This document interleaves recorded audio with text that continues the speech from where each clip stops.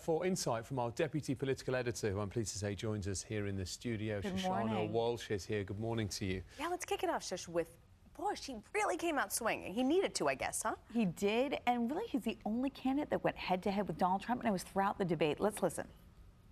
So Donald, is great at the one-liners, but he's a chaos candidate, and he'd be a chaos president.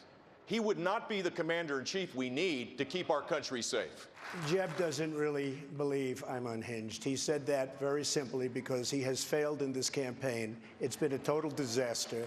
Nobody cares. And frankly, I'm the most solid person up here.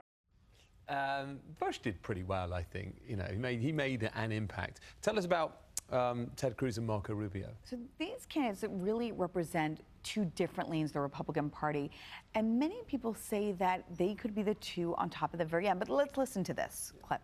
You can't carpet bomb ISIS if you don't have planes and bombs to attack them with.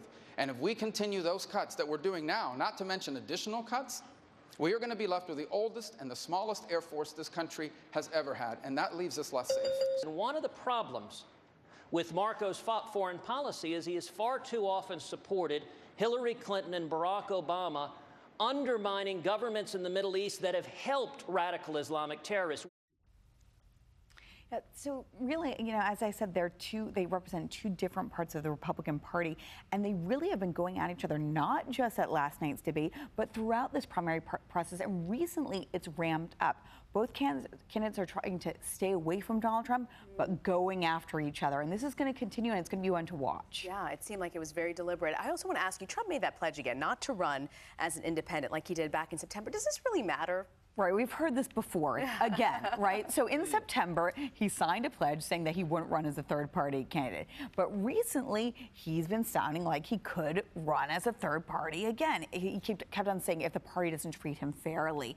But last night, he ruled it out again and said that the party is treating him fairly and he will not run as a third-party candidate. So I think a lot of establishment Republicans are breathing a sigh of relief this morning. And he's doing well in the polls, so he doesn't really need to run. And that's exactly what he said, that he follows the polls. If he continues this way, then he's not going to have to worry about that. There was a story, Shush, I saw doing the rounds on Twitter about a cough, a mystery cough. What do you know about that? It really exploded on Twitter. Who was coughing throughout this debate? Well, it turns out that it was Ben Carson, the doctor of the bunch, and his campaign says that all of them came down with this, with a cough. Not really a cold, but that they were all under the weather with a cough. So that was mystery solved. Great. Heal thyself, physician.